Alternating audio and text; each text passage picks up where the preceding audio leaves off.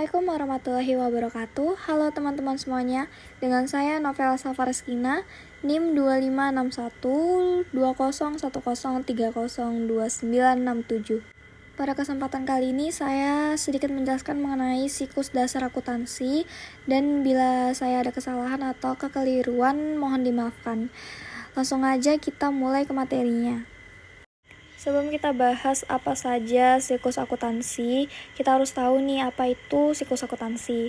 Nah, siklus akuntansi ini suatu rangkaian proses pencatatan, penggolongan, peringkasan, hingga pelaporan transaksi keuangan suatu perusahaan dalam proses akuntansi, misalnya bulanan atau tahunan. Nah, tujuannya itu untuk menghasilkan laporan keuangan yang akurat sebagai dasar pengambilan keputusan. Berkaitan dengan siklus, pasti membahas mengenai step-stepnya itu apa aja.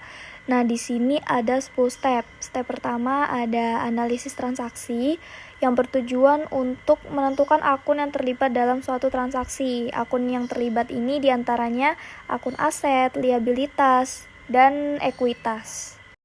Setelah kita lakukan analisis transaksi, step keduanya adalah penjurnalan atau pencatatan transaksi ke dalam akun yang sudah ditentukan di step pertama.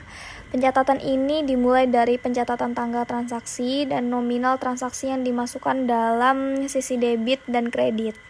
Selain itu, pencatatan ini juga harus sesuai dengan bukti transaksi. Bukti transaksinya ini bisa dalam bentuk memo, kredit, dan lain sebagainya. Step ketiga adalah posting ke buku besar. Ini merupakan proses mengakumulasi jumlah atau nominal transaksi ke dalam setiap jenis akun yang sama. Step selanjutnya adalah pembuatan neraca saldo sebelum penyesuaian. Proses ini bertujuan untuk menyesuaikan jumlah saldo akhir setiap akun di buku besar yang ada di debit maupun kredit, serta memastikan kesesuaian proses penjurnalan.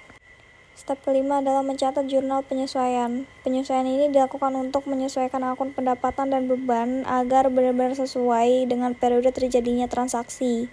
Tujuannya apa sih? Tujuannya untuk merefleksikan kesesuaian jumlah nominal akun pendapatan dan beban perusahaan dengan keadaan sesungguhnya perusahaan itu kayak mana.